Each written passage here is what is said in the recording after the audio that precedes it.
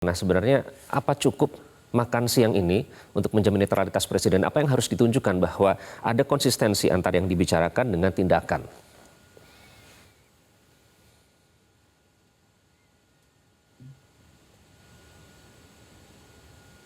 Mas Umam, bisa dengar suara saya?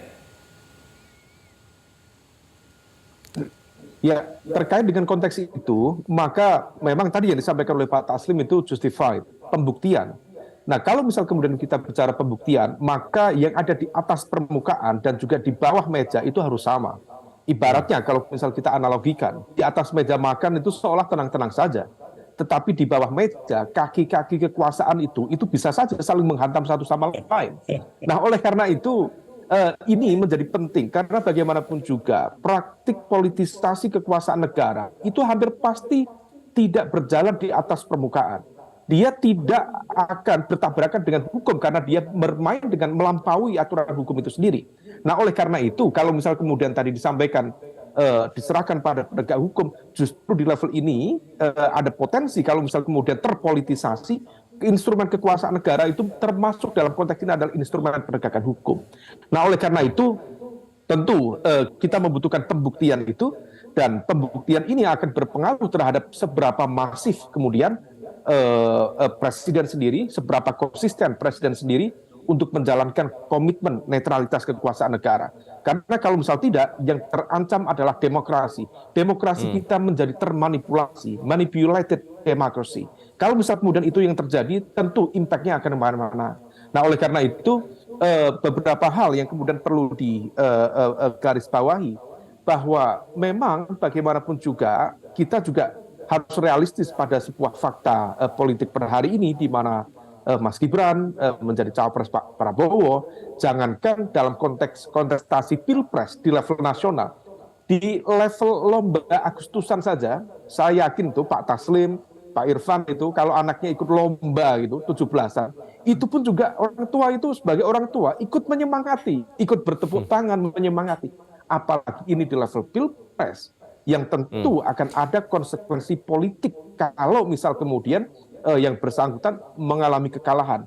Impact-nya luar biasa, bukan hanya bahayanya kalau presiden tetapi tidak juga netral? keluarga besar Pak Jokowi itu sendiri. Apa sih bahayanya kalau presiden tidak netral? Diulang lagi Mas Iqbal. Apa sih bahayanya kalau presiden ternyata terbukti tidak netral? Ya, netralitas presiden itu akan berdampak betul terhadap bagaimana proses demokrasi dijalankan secara fair, terbuka, dan accountable. Kalau misal kemudian presiden tidak netral, dalam konteks ini netral pada batasan-batasan yang jelas. Kalau netral dengan tidak memberikan dukungan, tentu tidak. Tadi saya sebutkan di Undang-Undang Pemilu nomor 7 tahun 2017, di pasal 299, presiden diberikan hak untuk memilih, bahkan untuk ikut berkampanye. Haknya ada. Tetapi bagaimana kemudian memisahkan antara domain privat sebagai seorang Joko Widodo dan domain publik sebagai Joko Widodo sebagai seorang presiden, ini yang harus clear. Jangan sampai kemudian domain publik, jabatan beliau sebagai presiden, dimanfaatkan dengan mengerahkan berbagai kekuatan dan juga pengaruhnya sebagai kepala negara, kepala pemerintahan untuk serving, melayani, memfasilitasi kepentingan di level domain privat itu. Nah, di level inilah yang kemudian kalau misal presiden tidak netral, maka instrumen kekuasaan negara berpotensi terpolitisasi dan kemudian bisa menjadi alat untuk memanipulasi demokrasi. Nah, di level ini tentu kita tidak inginkan apa yang kemarin terjadi di MK seolah menjadi wake up call bagi kita semuanya. Jangan sampai kemudian proses-proses yang kemudian tidak sesuai dengan nalar dan juga moralitas publik itu terus berjalan.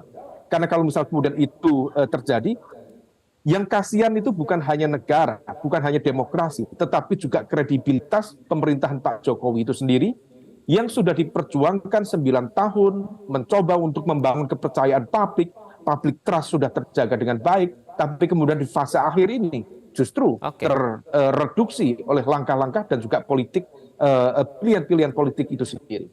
Baik Mas Umam, kita nantikan konsistensi supaya walk the talk gitu ya, apa yang dikatakan sesuai dengan tindakan. Mas Ade, terima kasih. Pak Taslim, Mas Umam, terima kasih atas diskusinya di Selamat Pagi Indonesia. Nanti next kita diskusi sambil makan siang bareng ya. Biar nggak cuma capres, kita juga bisa berdiskusi. Saya tunggu diajak makan siang sama Pak Taslim ini. Oke, terima kasih semuanya sudah bergabung dalam Selamat Pagi Indonesia. Jelajahi cara baru mendapatkan informasi. Download Metro TV Extend sekarang.